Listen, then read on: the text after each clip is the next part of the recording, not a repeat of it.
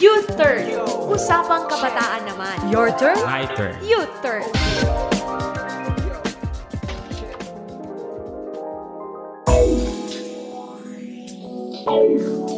Kaliwa o kanan? Kakain ba ako o hindi? Ano ang susuot kong damit? Anong course ang kukunin at pag-aaralan ko? Saang eskwelahan kaya ako papasok? Isa ka rin ba sa mga taong takot pagdating sa decision making?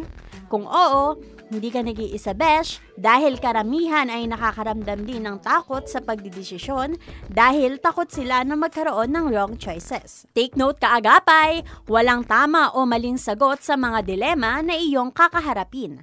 At para naman matulungan ka sa mga mahihirap na desisyong kailangang gawin, narito ang ilang steps mula sa lifecoachintoronto.com na maaari mong gawin. Una, identify. Ano ba ang problema ang kinakaharap mo? Mainam na malaman ito para maging malinaw sa iyo kung ano bang sitwasyon ang kailangan mong harapin at resolbahin. Gather information or ask for advice. Magtanong-tanong sa mga taong nakaranas na ng parehas na sitwasyon. Alamin din kung ano ang mga bagay na pumipigil sa iyo.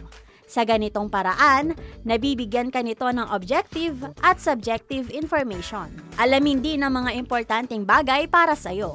Ilista ang iyong mga values, example, good grades, money, independence, etc.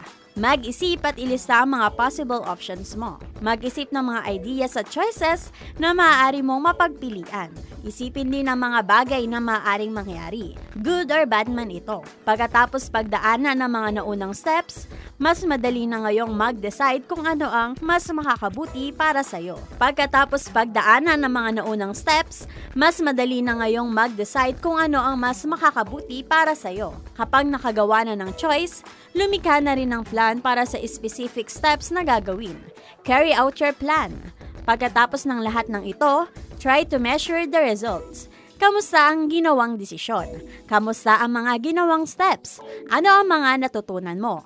Importante ito para mapatatag din ng iyong decision-making skills. Kung magkamali man sa first choice, hindi naman ibig sabihin nito ay game over na.